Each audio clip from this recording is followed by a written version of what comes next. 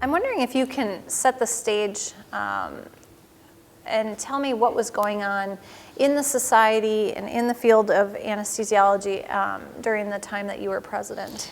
Well, I don't recall exactly, what year, what happened, but I think one of the important things to me was the incorporation of pain medicine into the organization. And this was probably, maybe 4 or 5 years before this. For a long time, there was a little bit of controversy within the organization as to whether we should really become the anesthesia pain medicine organization, or whether, as some of the board members and members of the organization felt, this is a regional anesthesia society. We don't want to get into pain medicine. There are too many other things that are involved with that. So John Rawlingson and I, with that in mind, decided that anesthesiology really needed a pain management organization, both politically and in terms of education. So we went to the ASA and talked to some of the leadership there about helping us organize a new pain management organization. We had the American Pain Society, but that was multi-specialty and not only physicians, but a lot of non-physician healthcare providers as well. And we had some good support.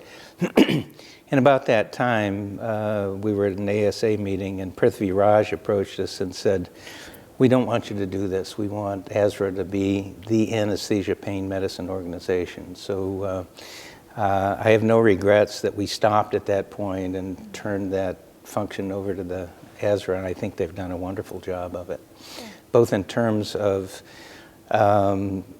education within the meetings. They've provided tremendous political support for those of us doing pain medicine, and also they incorporated a lot of good basic science into pain medicine, as well as the science of regional anesthesia for OR and OB.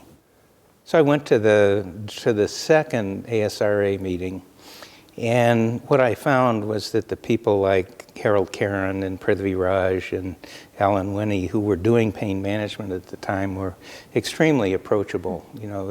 I'd been in organizations and situations in medical school where you go to the professor and they just don't have time for you. But these guys really had time for us and really encouraged us to belong to the organization and get involved.